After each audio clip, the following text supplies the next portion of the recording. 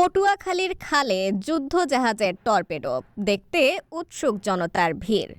Torpedo হচ্ছে এক ধরনের স্বচালিত অস্ত্র যা জলের নিচে বিস্ফোরক ওয়্যারহেড বহন করে এবং লক্ষ্যবস্তুর সংস্পর্শে বা কাছাকাছি আসার পর বিস্ফোরিত হতে পারে।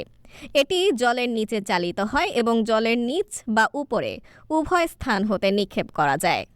অতীতে একে অটোমোবাইল বা ফিশ টর্পেডো বলা হতো। এটি ফিশ বা মাছ নামেও কথিত ছিল।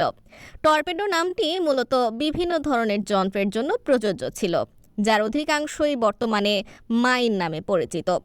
১৯০০ সালের কাছাকাছি থেকে টর্পেডো নামটি শুধুমাত্র জলের নিচে স্বচালিত অস্ত্রের জন্য ব্যবহার করা হয়, যেখানে যুদ্ধজাহাজগুলো অন্যান্য অস্ত্রসজ্জিত জাহাজের সাথে যুদ্ধ করতে বড় আকারের বন্দুকের ওপর নির্ভর করত। সেখানে ছোট টর্পেডো বোট, হালকা মাপের জাহাজ, ডুবোজাহাজ বা সাধারণ জেলে নৌকার দ্বারাও টর্পেডোর সাহায্যে বৃহৎ আকৃতির যুদ্ধজাহাজ ধ্বংস করে ফেলা সম্ভবপর হয়ে ওঠে।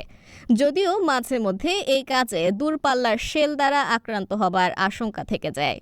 আধুনিক টর্পেডোগুলোকে হালকা ও ভারী এবং সোজা চলা, লক্ষ্যবস্তু নির্ধারিত এবং দূর থেকে নির্দেশিত এই সব শ্রেণীতে ভাগ করা যায়।